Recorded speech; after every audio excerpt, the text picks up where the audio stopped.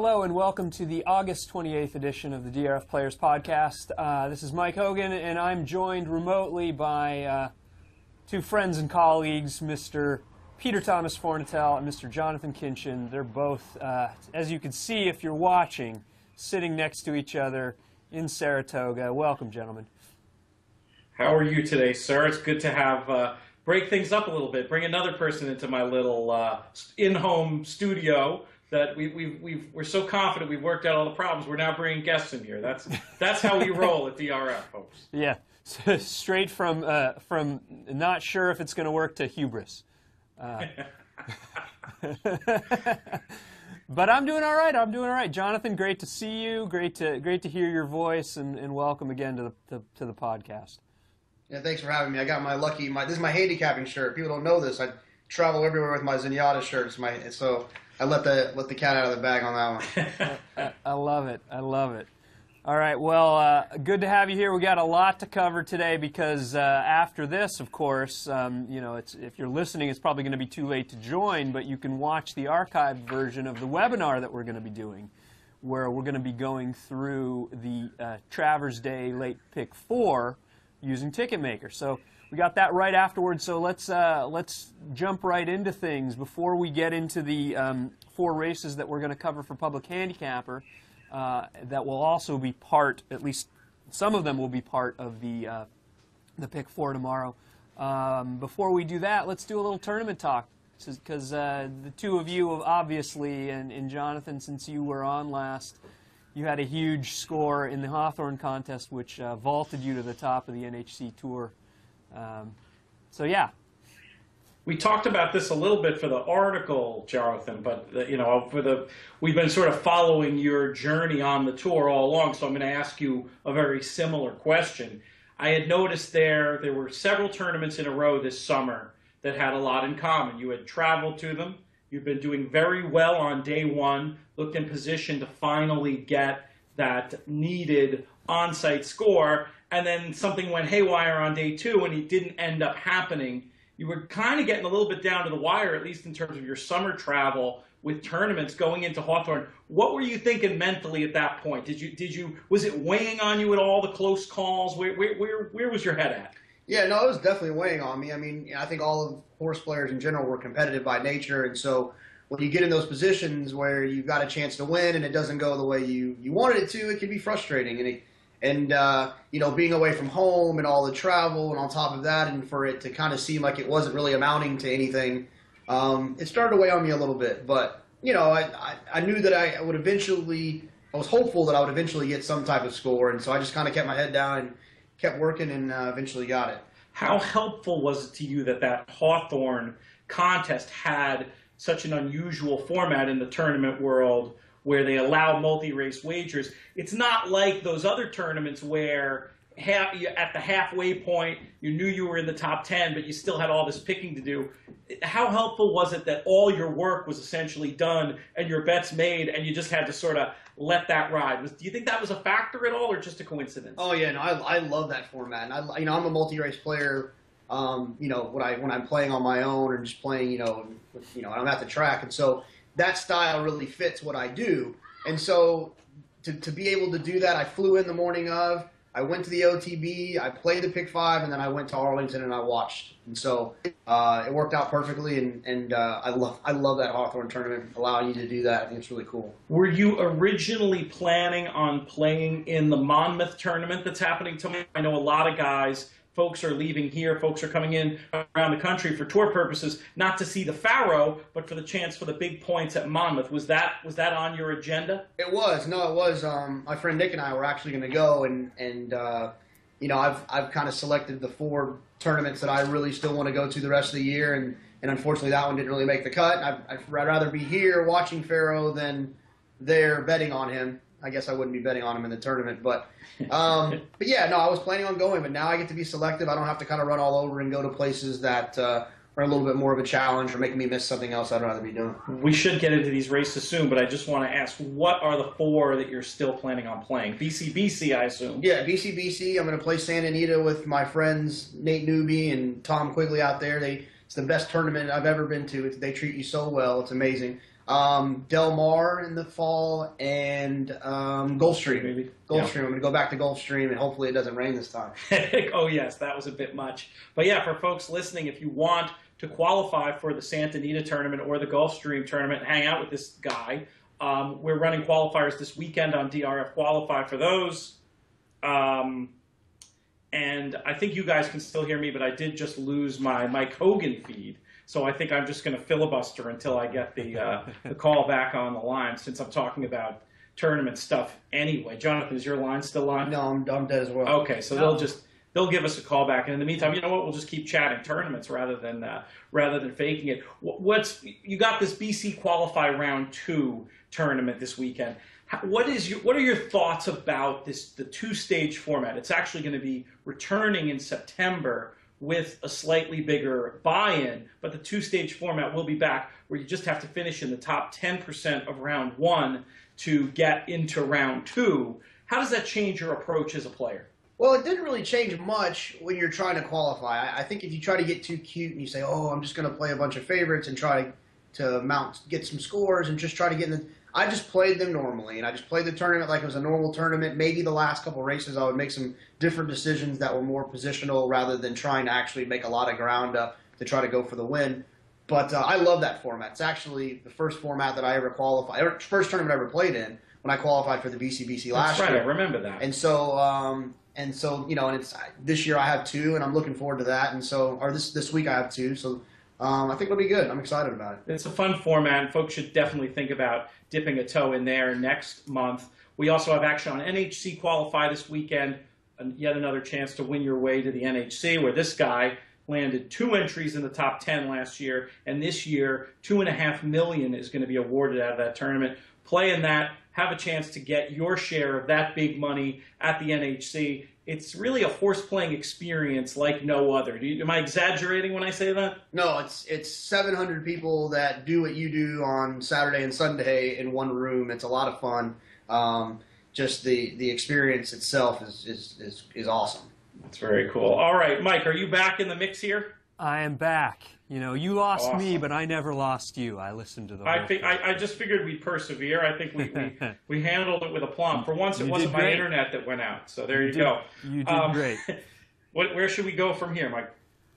Well, let's jump right into the races. You know, there's more than what we're going to be covering here. So if we have any opinions on the Personal Ensign, which is not part of the 4 races in the Public Handicapper contest, or on the Boston Spa, which and certainly on the Travers either, we can maybe start with those before we dive into the big ones. Let's do that, of course, because the big event isn't part of you know, Public Handicapper, because I think most people realize that American Pharaoh is going to be 1 to 20, 1 to 10. And probably a pretty legitimate 1 to 10. Yeah, I was interested that Ken Kirkner did include that race in the sequences on BC Qualify and DRF Qualify and NHC Qualify. My theory on it was that's a 12-race sequence, so unlike Public Handicapper where you only have 4 races, I get skipping it for that. I feel like that race belongs in a 12-race sequence, simply because the day so much revolves around it. What are your theories, Jonathan, about having the Pharaoh race as part of your BC Qualify Round 2 on Saturday? Oh, I love it, because more than half of the people in that tournament are going to take another horse, and I'll take the $2 and whatever, and that'll be the difference at the end of the day to get into a spot. Four and whatever, because you'll get the place money too. Oh, absolutely. That's right. Yeah, I'll take the $4 and let everyone else use Fermento, and he'll be running 7th. But I love your idea, Mike, too, about talking about these other races, especially since I imagine during our webinar we'll go a little more in depth in the pick 4. Yeah. So yeah, let's start it off with the Personal Ensign. I'd love it if you guys have something clever here. I'm kind of I mean, it's a short field, but the long shots in this race are both horses that I've backed before. I'm talking about America and Tiz Windy. We've talked about them a lot on the pod. of those two, maybe I could see using Tiz Windy for a penny, but I just have a bad feeling about her being too far back, and I think the favorites are going to be hard to get around. But do you guys have anything clever here to chew on? No, I don't think I have anything clever. I think the Tiz Windy is definitely the one you want to use to inject some value in whether you're playing the try or exactas or whatever. On the win end, I just don't see how Untappable and or Sheer Drama lose. I think those two are the class of this situation. I get it with the Stop Charging Maria. I think the last time was the time to have her. Obviously, we all know that Asmussen kind of, I'm sure Mike's got a good formula or stat for us on that, but he's the kind of trainer I want second off a layoff, pointing for a grade 1, rather than, letting it all out there in a grade 3 off of a break. So I'm hoping that we'll see the Untappable in 2014. I think we all missed that Untappable, and our sport is better with that Untappable, so I'm hoping that she gets back to that form.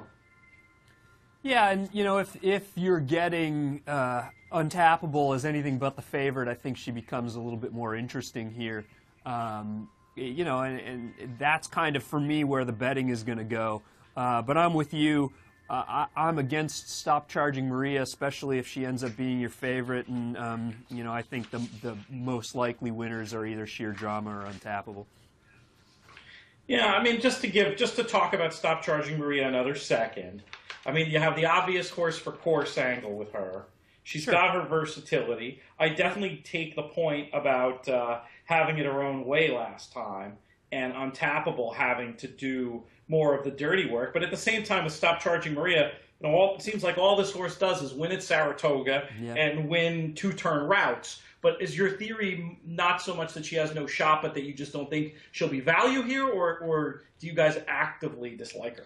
It's a value thing for me. I just think that she's going to get bet off of beating Untappable last time. It's Todd, it's Javier, it's a name that we have seen for a while up at Saratoga. She's won going a mile and 8 5 times out of 6 tries. So all of those reasons, I think the horse is going to take money, and the horse doesn't have to win, in my opinion. So that's kind of why I'm going to look in a different direction. That's fair.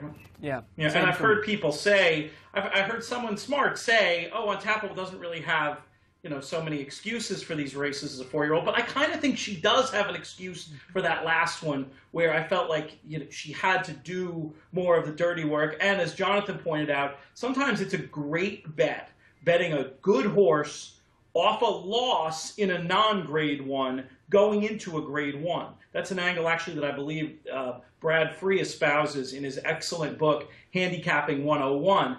And it took me a second to get my head around it, but I kind of see where he's coming from. The suggestion being that grade 3 might have just been the prep all along, and there's going to be a little bit more in the tank, especially with a trainer like Asmussen, where that's I associate that with being his MO anyway.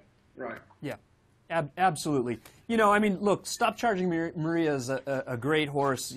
She seems like she's gotten better even this year.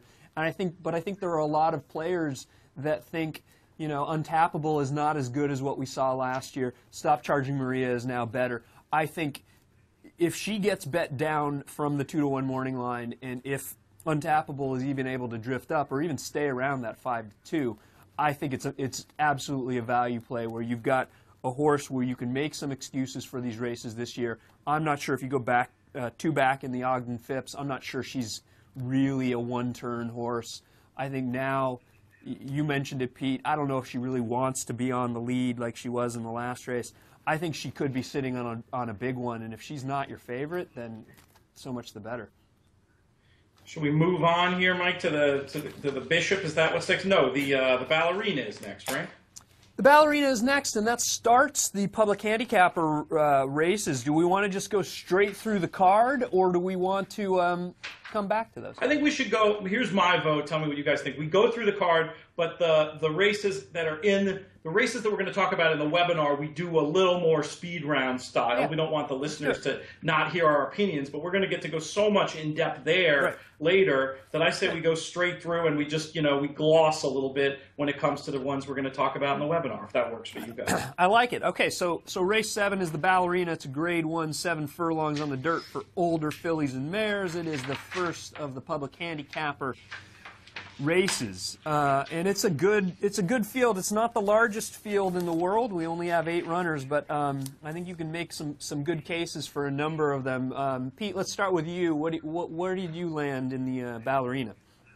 I'm struggling with this race because on one hand, I feel like it's so very obvious for La Verdad and Merry Meadow to be out there potentially without too much other company on the front end. And so maybe that makes these horses that seem to me more like 6 furlong horses liable to get home at 7. But another part of me just doesn't want horses at short prices who I'm not sure really want to go this distance. So that tried to open me up to get a little bit creative. The horse that I'd be thinking about for public handicapper right now is probably Room for Me, who I think certainly seems to be improving, perhaps can be able to get home when those other horses start getting leg weary. Because the horses I'm really confident about getting this distance, Dame Dorothy. I guess Muggs is a big fan of Dame Dorothy.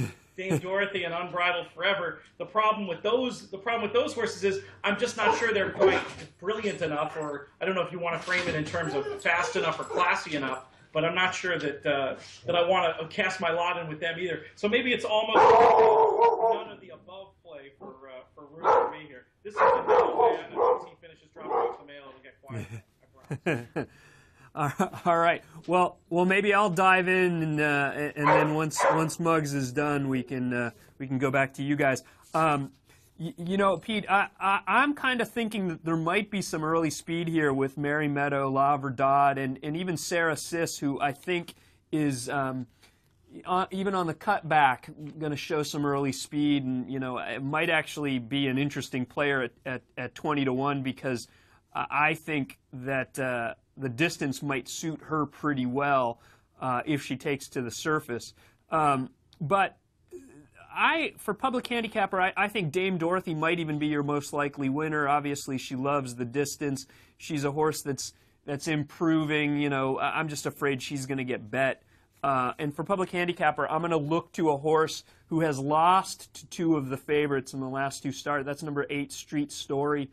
I guess I'm making it the Steve Asmussen double here because I think in the last 2 races, she was a little pace compromised in both of them, and I think she's going to get a little bit better of a pace to run at. I think 7 furlongs is probably the distance, despite her effort in the test last year where I think something went wrong and led to a long layoff. I think she's going to get a good setup and a good tracking trip, and hopefully we'll run by them late.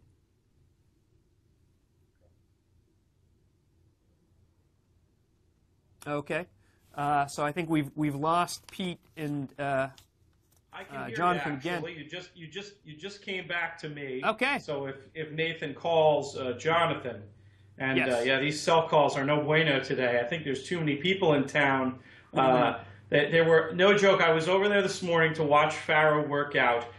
I got to think there were like 15,000 people. It was busier than a Monday to watch him come out and just jog around the oval. Incredibly exciting. They really did a great job of making that into a fan-friendly experience. Awesome. Well, let's we got Jonathan back, so let's Jonathan, what's your take on the ballerina? Who's your ballerina horse, Jonathan? Ballerina, got it. I think La Verdad, I'm kind of a sucker for Speed of the Speed. I think she's just super fast. I think she'll be out there on the front end. I think she might get a little bit of company, but I just think she's that good. I guess if for whatever reason, if it looks as if it might fall apart, Dame Dorothy and Unbridled Forever seem likely to pick up the pieces. Dame Dorothy doesn't have to be on the lead. I'm a little bit, no matter what figures you use, Dame Dorothy just seems a tad bit slower than some of these, and so that's a little bit of a reason to kind of look in a different direction. I think Unbridled Forever with the cutback. She's 2 for 2 at the distance. I think she's got a good shot to come running at them late. She should get a little bit of pace to run at. So for me, it's going to be probably La Verdad and or Unbridled Forever. I think that makes sense. Now, Mike, we've lost your feed again, but we're just going to continue going along here, and hopefully Nathan can get us back on by the time that Jonathan and I finish talking about the King's Bishop. Hopefully you'll be able to give your take, and we'll be right back on track here. I think, unfortunately, the King's Bishop, I'm almost tempted to manufacture a different opinion because I'm worried that my opinion and Jonathan's opinion are going to be pretty similar from what I overheard him saying on the Steve Big Show just a few minutes ago. But for me, Competitive Edge has the look, has such a classic King's Bishop look.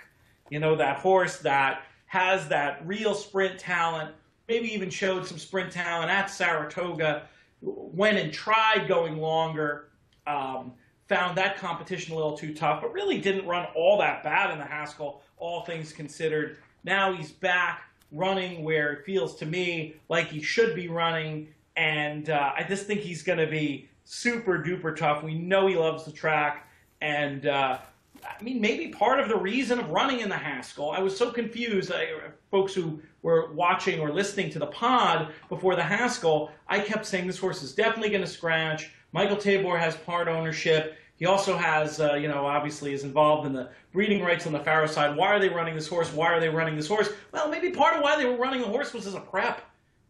You know, I mean, not necessarily solely a prep with how much second would have been there, but the idea was, you know what, if it doesn't work out, he'll be able to then cut back in the King's Bishop. Jonathan, I'm hoping you have something else here that's maybe a little more interesting, but I'm kind of all about Competitive Edge. No, a little teaser. I think I'm going to single the horse in the pick 4. So, well, a single as an A. It's like a single A horse. But, yeah, no, I think Grand Billy is interesting. Like I said, I'm a sucker for Speed of the Speed. I think that horse is the fastest of all these horses. This horse in the carryback was pretty impressive. So I'm looking forward to using him a little bit underneath. Other than that, I think the thing is kind of wide open. So I think Watershed, that maiden win was really, really impressive. He should get a little bit of pace to run at. Mr. Z is super interesting on the cutback. I think this race is you know, think about Caleb's Posse and what he did back in the day as a cutback horse. I think this race is a one that you want to look for horses in that type of situation. Holy Boss, I get it. I wasn't that impressed with the last race. I don't think they went that fast early. I think he was just better than those. I think March is interesting. I'm not sure if March is good enough. If you look at March's PPs, you look at the race at Aqueduct, and you look at the race at Belmont, it seems that he got pretty good setups that day. And then you look at the race at Saratoga, when the Holy Boss was in, that I just said that I thought Holy Boss kind of got an easy pace. And so I think maybe he'll get a little bit of a setup. But it's not like it's not like March was, you can't call him a flow upgrade out of that race. He was just a total no-show. I just wish we had some explanation. Has anybody seen anything in the papers or heard anything from Chad Brown about what happened with March that day? That would be kind of what I'd need to hear before including him, because it's not like he was just compromised. He didn't show up. No, that's fair. And like I said, I watch Saratoga not every day religiously. A good friend of mine, Nick Tamaro, he watches it every day, and he pointed out to me adamantly on the phone that 22.17 going 6.5 for these types of horses is just not that fast. And so for me, with Holy Boss being that close, I just felt like March had no shot getting there. I want to be against the horse, but I would not use him at your own risk. All right, so Mike, we don't have you back. If you can still hear us, oh, this might be you on the phone right now. Is that you, Mike? Can you hear me now? Yeah, I got you, man. So why don't right. you tell us what you think about the King's Bishop? All right, I gotta go run a quick errand here. It's fantastic that you guys agree, because I disagree, and I am hoping that Competitive Edge is vulnerable here. I think you guys make solid points about him looking like a King's Bishop horse. I think he's going to be your favorite. I think the morning line has it a little off. I think Holy Boss will float up from 3-1. I think Competitive Edge is your maybe even pretty legitimate favorite in the wagering. So I'm looking elsewhere, partly for a number of reasons. One, he might be a better sprinter, but I think that they're not exactly sure what to do with him. Maybe you're right that it was a bit of a prep, and this was what they wanted all along. But Pletcher's 1 for 14 with only 4 others in the money, and they all get bet over the last 5 years going route to sprint and graded stakes, or sorry, last 2 years route to sprint and graded stakes. He could win. I understand the reason why you might want to single him, but he's a favorite I'm going to take a shot at. I think Watershed is very interesting off that maiden win. Incredibly impressive performance. And Kieran McLaughlin doesn't take them straight into straight stakes, let alone graded stakes, off a maiden win, off a debut. For you, Mike, I saw that stat and I was fascinated by it, but I wanted to ask you if any of those horses in that sample were 3-year-olds, because of course with a 2-year-old, yes, that's what you're going to do, right? But with a 3-year-old, that's where it gets really unusual, and that's where I worry that the water is a little bit too deep maybe for him. But if you're telling me that he's done this before, even with 3-year-olds, that's going to make me take another look. How closely did you look at that sample? I did. I actually, there weren't too many. I think he's 1 for 2 second career start with 3-year-olds, and I think the one winner was Ocean Knight, who was a younger. Oh yeah, that makes sense. That makes sense. Yeah. So it just made me take notice. He obviously's got conditions. He could have put him in a listed stakes. He could have put him anywhere else. I don't know if he's good enough to win, and I think he's everybody's wise guy horse. I think he's going to definitely be lower than the 8-1, and I think it might even be half of that, because he's the kind of horse that has a lot of upside, and I think people like to bet upside, and especially in a race like this if you're going to make a case against the favorite. So I'm not sure I'm going to use him in public handicapper.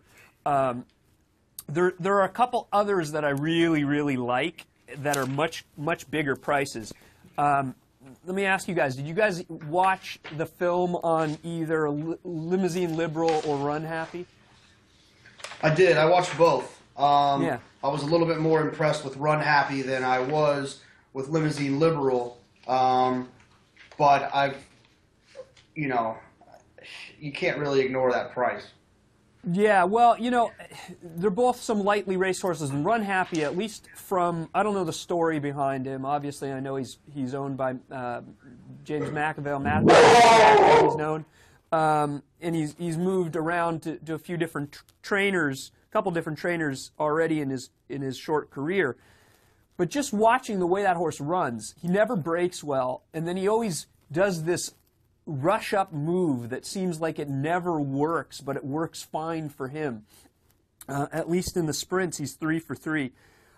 That's the kind of move that only works when you're running against horses where you're much better than, which is the case in all of those races at Turfway Park and Indiana Grand and Ellis Park. Obviously, he gets tested for class here. If he breaks well, he could be the speed of speed from the outside post. He's a little interesting to me. I think he could run a big one, but he's kind of a winner-run-out type. And Limousine Liberal, especially that debut where, the note is troubled trip, it doesn't really even describe it. He, broke slow. He had traffic trouble. He looked beat down the stretch, and then he still pulled away. And then he looked fine in the second start. I don't know. He's one that I think has some upside and is going to be completely overlooked as well. Noticing the time here, Mike, I think we really need to go into speed round as we move forward in this sequence. We kind of have to wrap in about 25 minutes, I think. Let's do it. Well, we're done with that. Let's move on to the Forego. It's essentially the King's Bishop for older horses. Grade 1, 7 furlongs on the dirt. 12 entered. But for me, I think there are really only 3 legitimate likely winners. What do you guys think? There's definitely a couple of horses to me that stand out above the pack, but one horse I just want to mention for not so much for the multis and not so much for the win end, but just a horse who I think can get a piece at a price here, and that I probably would use at least for a penny on top, is Viva Mallorca, who I just think has run some pretty fast races, seems completely under the radar, and I think has a shot to come running and maybe grab a piece of this. Yeah, I could see that, because I think the race might set up a little better for him tomorrow than in the Vanderbilt. Right. I think there's 4 horses that you can look at here that people will gravitate towards. One of which I don't think can really win. two of which I love. I think Private Zone and the Big Beast are really, really cool horses. I think Private Zone is going to be out there on the front. The good thing about him is he's not just a speed and fade type. He's a speed and finish type. And he proved that with one of his most impressive races was the Met Mile when he went out there and he was flying. Obviously, Byron's not really a horse anymore, but he broke Byron in half. And then he stayed on really well. And I think a lot of people are going to look at Tamara Cruz's effort in that race and think that he deserves a live shot here. For me, he was never getting back past Private Zone. You watch the gallop out, he never passed Private Zone. After what Private Zone did early in that race, I think that's a big plus for Private Zone and a minus for Tamara Cruz. And then the Big Beast, if you watch that replay, Johnny dropped the stick, and oddly enough, it's the first time I've ever seen this. He took his goggles off, and he was using the goggles as the stick, and the horse was beat a nose. And so I think if you add that extra furlong for the Big Beast, and from everything I've ever heard, he really is a big beast, and I think he'll appreciate that extra ground. Oh, you've never seen him in person? Running. No, never in person. Something else. Yeah, that's worth a trip to the paddock. Yeah, I'm looking forward to it. Yeah. Yeah, and I'll save it for the podcast a little. I mean, I'm sorry, for the webinar a little bit, but I also like Bourbon Courage. I think that switch to motion, second off, that was clearly a prep race, and so I look for him to improve in this spot as well.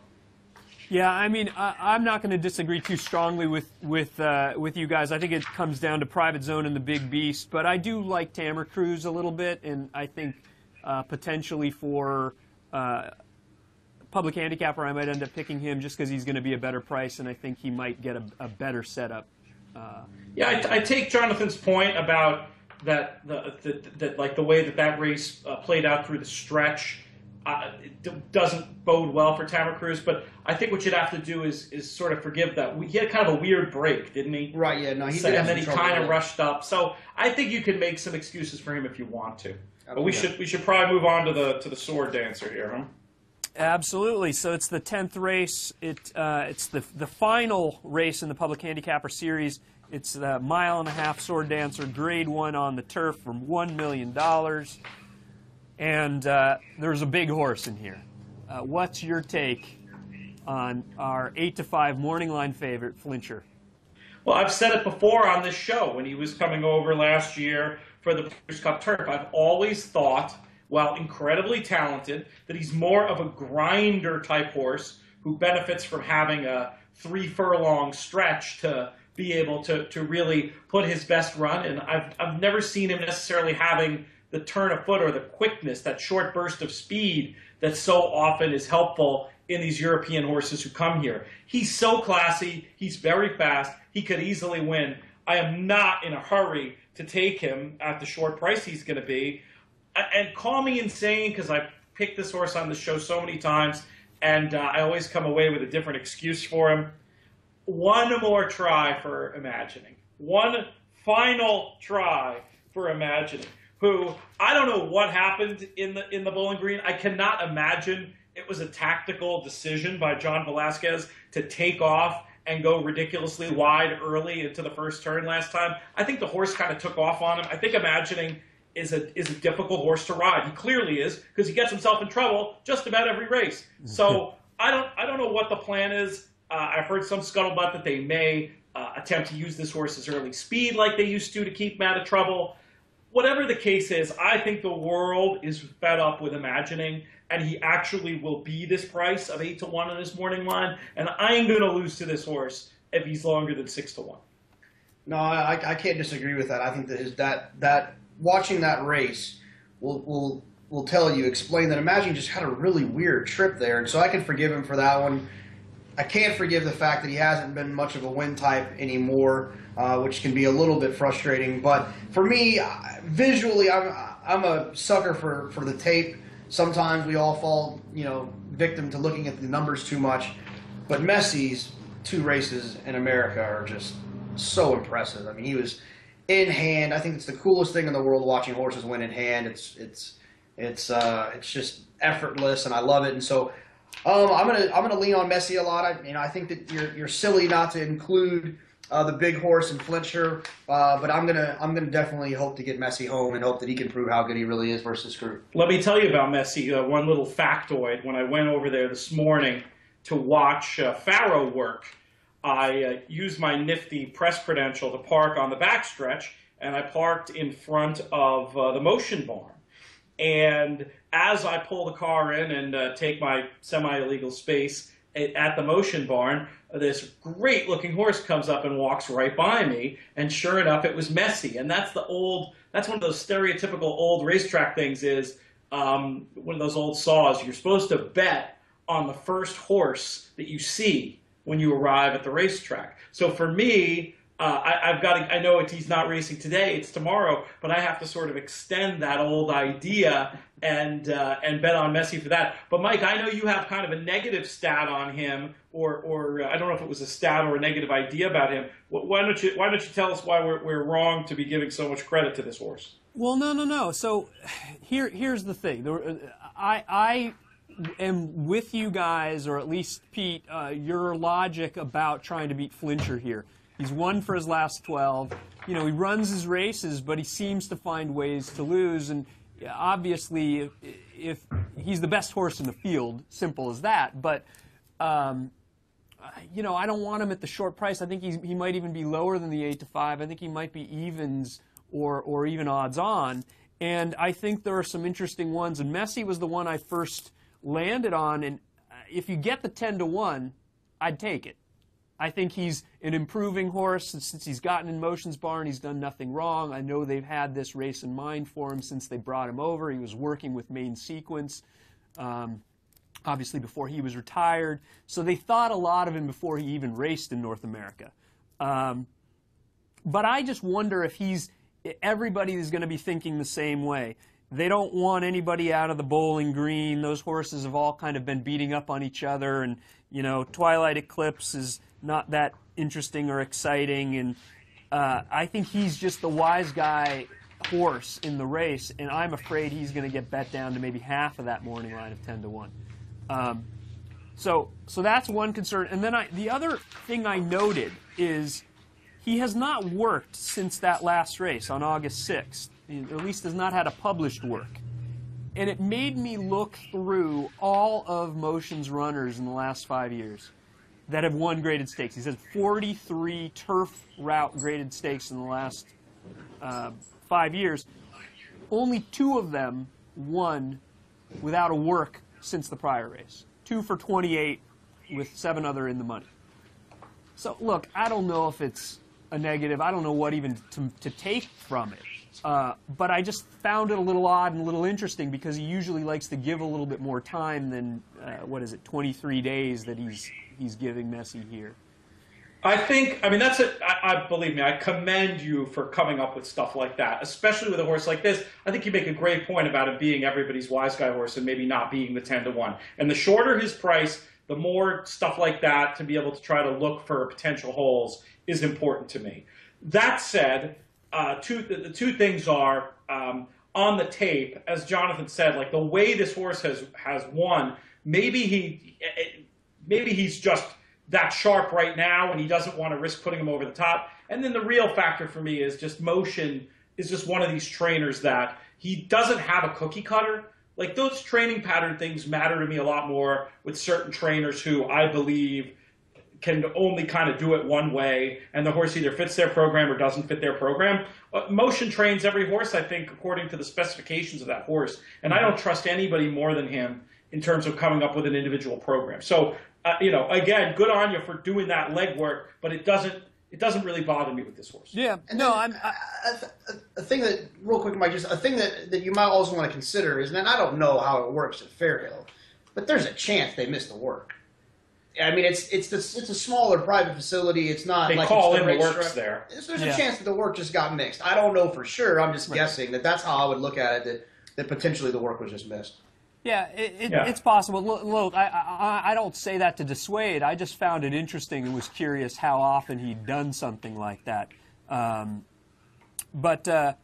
The other thing I'll note about Messi, which is kind of interesting, is when he was in Europe, or when he was in Germany in particular, he was in the barn of Paul Harley, who shows up here as the new trainer for number 7 Gardini.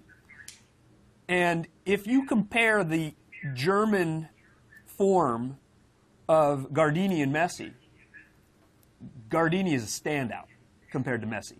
Obviously, it was the same sort of situation that we had with Main Sequence. He was getting beaten up in Europe, and he gets into Motions Bar and becomes a new horse. It could be the case here. I don't know, but I started looking a little bit harder at a horse like Gardini, and Harley has never run one in North America.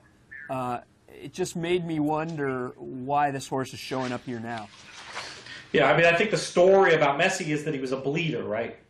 So that's over there. Yeah, I think. I would assume so. Yeah. Sure. So sure, I don't think you can compare apples to apples, the form. But I mean, again, Well, it's an interesting point if you're looking to make a crazy case on a long shot. Sure, he was a bleeder, but he only once tried group stakes over there, and that was a Group 3. Well, because he wasn't the same horse because he couldn't breathe. That's my point. Okay. Like it took him, a la Main Sequence, it took him getting here and some changes in our racing to be able to show this form. Like the German Messi, if this race was in Germany, he doesn't have a shot. Yeah. Okay. Fair enough. But in Gardini, you've got a Group 2 winner. And a horse that's tried Group 1s over there. He's probably going to be completely overlooked. And we talked about on the podcast how the best Europeans are much better than as a rule, as a generalization, are turfers here. If you want to go against Flincher, I'm gonna look a little bit at Gardini, especially if he's higher than 15. We've seen a lot worse Euros come here and shock in stakes races, even on this very day in past years. So I don't think you're off base with that at all. Should we do the last race and then try to save quickly and then try to save an extra minute for the Travers? Let's do it. What do you guys think? Let's jump to the Boston Spa. My opinion is in flux in this race. I'm just going to very quickly say that at the moment I'm looking at an old favorite, and I say that with all sarcasm, of Jonathon's and a legitimate favorite of yours and mine, Mike, in Coffee Click. But I'm really curious to hear what you guys think of this one. Yeah, Jonathan, why don't you start? Yeah, I think they're going to go pretty quick in this race. I think my Miss Sophia's race on Belmont weekend was pretty darn impressive. Unfortunately, she didn't run as well last time. Maybe she didn't want that extra little, the extra little eighth the extra 16th off the break, off the short break. I'm trying to make an excuse for her. I'm assuming that she's going to run back to her June 5th performance rather than the July 25th performance. We all know Mott is typically better second off. He's one of those types of guys, him, Asmussen, that you kind of want second off. But, I can't get away from Tepin. I used Tepin Churchill Day on Derby Day, and then I tried to beat her the last two times, and both times she ran really, really well. And so I just think she's a really good mare, really good filly. Like Pete said, I don't want Coffee Click. I'm mad at Coffee Click for beating me 2 Belmonts ago. Like Mike Hogan, you bet Strathnaver. Yes, I remember that. I did, and I sometimes it's hard for me to forgive horses for beating me, but I think she's going to get a good setup. I think she's going to get a good setup, so I'm going to probably look at her a little bit as well. The question for me with Coffee Click is, does she want 9 furlongs? And I don't know. I think she might be a better flat miler. We'll see. She'll probably be 3rd or 4th choice. The other question for me in the race is the first North American start for Chad Brown's Desita coming out of those Chilean races, where really the only bad effort was when she faced the boys in the Chilean Derby and lost to Il Campeon, who's now in Chad's barn. She could be interesting. She could even go favored. So you I think don't so? know. Or is there a story about her or something that makes you say that? I don't know. But, we've seen what Chad's done with a lot of these horses. Obviously, he likes her enough to put her straight into a grade 2, when there were probably some other spots for her. The other one that I find a little interesting is Danza Cavallo, especially off that last race where she was so rank. And, I think we mentioned it on the podcast. If you want to see an example of when they talk about a horse being rank, and you're not exactly sure what they mean, watch her last race. I mean, very rank is the comment, and maybe that even might be underselling it. She never settled down. Plus, I don't know if she wants to go 1.5 miles. I think she gets back to a better distance for her, and she's probably going to be overlooked as the other Chad. So. And also, I mean, the point that Jonathon made about the pace and the point you make about that horse being ranked, those could go hand in hand to give Danza Cavallo a good closing trip. A lot of times you'll see that. Look at Bobby's Kitten in the turf sprint last year at the Breeders' Cup. When they have the fast pace in front of them, they kind of shut off, and they're running as fast as they want to run, and then they have something left. They don't waste their energy fighting the rider. So I agree with you. Danza Cavallo is another one I could take a long look at here. Yeah, and plus you get Ira, who is riding at the top, especially on turf, is riding at the top of his game. No, can't disagree with that. All right, well, let's go back to the main event, the 11th race, the Grade 1 Travers. There's a horse in there that looks like he's going to be pretty tough. You might have heard of him. I saw him this morning. I took Perrin over. Susan and I took Perrin over. She was very excited. She told me yesterday, we were watching the races from home yesterday, and she says, "Daddy, I don't want to watch horses on video. I want to watch horses at the track." So I decided that what better horse to see on the track than to go over there to see American Pharoah today. She was impressed. I was impressed. The 15,000 people in the clubhouse and grandstand were impressed. It was such a great thing to see. I mean, I think it's the kind of story that, win, lose, or draw on Saturday, I'll remember that experience at Saratoga for as long as I'm the rest of the time I'm coming here. And as to whether or not it'll be win, lose, or draw, I just can't count myself as in anything other than the win column. I think this is an instance where you have a horse who he would need to back up. Somebody else would really need to step up. And then, here's the real problem. He's got this big pace advantage in here as far as I can tell. So he seemed to like galloping around Saratoga today. I suppose, that could prove to be wrong.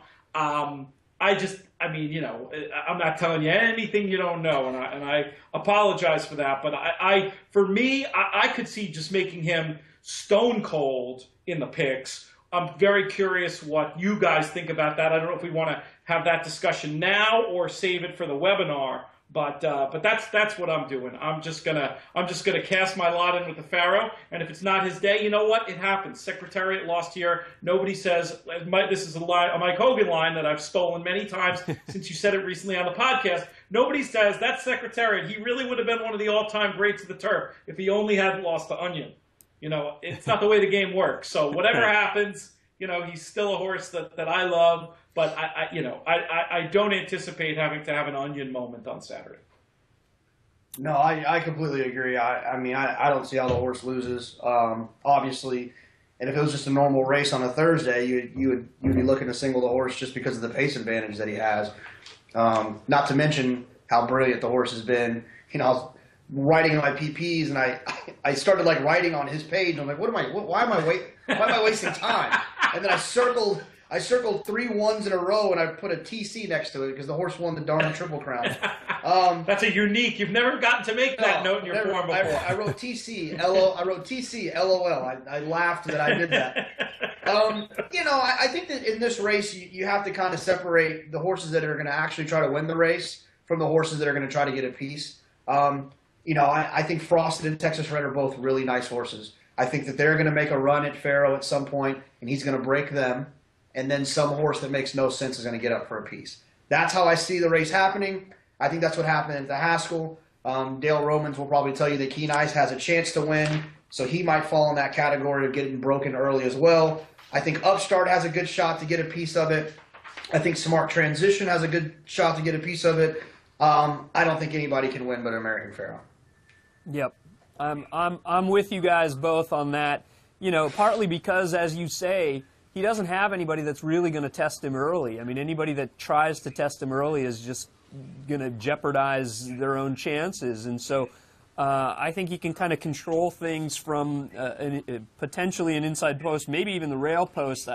every day, seemingly every hour, I hear conflicting reports of whether Rick Violette is going to scratch or run Upstart. But either way, I mean, it's hard for me unless something completely out of the ordinary happens. It's hard for me to see a scenario where American Pharoah loses. So, Jonathan, I'm with you. Try and create value underneath. You know, and probably in doing so, playing against the ones. I like your idea of playing against the ones that are likely to try and test him. Figuring that ones that are running to hit the board might pass them. An absolute crazy one along those lines is Mid-Ocean, who, you know, seemingly has gotten a little better, and obviously they took a shot in here, probably not because they thought that they could win, but because they thought that they could get some good money. And you know, I would imagine you're thinking Taylor Verve. Yeah, the yeah, new Taylor Verve. The new Taylor Verve. I would imagine Manny Franco's been told by George Weaver, you know, don't try and win, just try and hit the board, you know. So those are the kind of horses I like to use underneath in these scenarios. If you had to pick, let me ask you each this, starting with Mike. If you had to pick a horse to oppose with in the top slot in multis, is it Texas Red or is it more clever than that?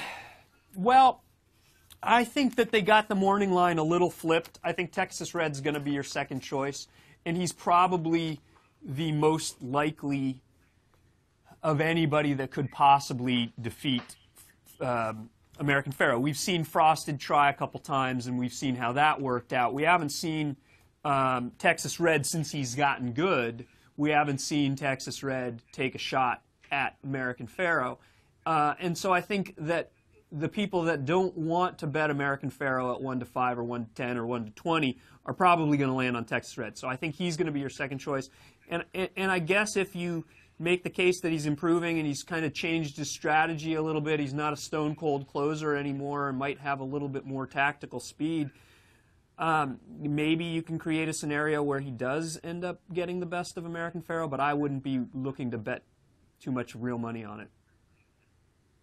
Yeah, for me, I think you know, obviously Texas Red is the most likely based on what he's done in the past as a 2-year-old and also what he's done this year as he's come back. But for me, I really think that Upstart, if he runs, is gonna sit a good trip. I think that they'll actually have to engage a little bit from the rail. I think he'll sit right in the pocket behind American Pharoah. And from all accounts, I'm looking forward to seeing the workout report, the DRF workout report, to check exactly. But I've heard that he's been working really well. I heard his last work was brilliant. So I'd like to see, I think he'll offer a lot of value. I think maybe a lot of people have given up on him after his poor Derby performance and then the third place finish in the Haskell. So it's a fair point. He loves the track. Yeah, the goofy one for me, and I wonder if Matt Bernier agrees with this because he's a horse we've talked about a lot on the podcast, but that I could see popping in there to be alive for 50 cents in the pick 4 to Smart Transition. No, I don't think he's fast enough. No, I don't think he's good enough at this point in his career. But he's just a horse who's shown a lot at different points, is improving, and maybe is one who, to me, maybe the scenario is it's just a lot of runs get taken. Somehow a lot of runs get taken to Pharoah. The Pharoah goes too fast. The pace is unexpectedly hot, and somebody comes and mows him down late. Maybe, I mean, again, not seriously, but you make me make a pick on somebody else, I might go with Smart Transition. Is that just totally nuts? No, it's funny. I'm almost embarrassed that I just noticed this, but I loved his dams, Ardana. I thought she was a really cool horse. She beat Rachel. Stablemate of your shirt there. She was. Yeah, she was for sure. I thought all the sheriff's horses had Z's in their names when I first discovered him. So, she was a cool horse, and he had, he ran a really impressive race in the Curlin. So, it doesn't make, it's not complete craziness, but it's a little crazy. Yeah, third and fourth mostly. Jonathan, it's funny you mentioned Zardana because I was going to say the exact same thing, but I was going to say lightning would strike twice in a sense because she beat Rachel Alexandra when Rachel Alexandra was 1-20. So that's right. How crazy would it be that her I think this is her first full, beats the Triple Crown winner at probably similar odds. 1-20. Yeah, she would be infamous, that's for sure. If this happened, wouldn't she? She kind of already is in a sense, but yeah, she'd be doubly so. That's pretty funny. All right, gentlemen. Well, that was a fantastic podcast. Anything we want to cover before we wrap and then reconvene in a few minutes for our webinar? We're about an hour now, right? So I think, there's always stuff you can talk about up here, but I think if we're about an hour now, we should just encourage people to check out the webinar. Any closing thoughts from either of you guys before I send this thing home? No, I'm jogging over to the track to bet the pick 5 real quick, and then I'll be back for the webinar. I love it. Love it. All right. Well, thanks, gentlemen, and we'll talk again soon. Anybody that wants to see it, we'll tweet out, and you can go to drf.com/YouTube to watch the archived version later today. May you win all your photos.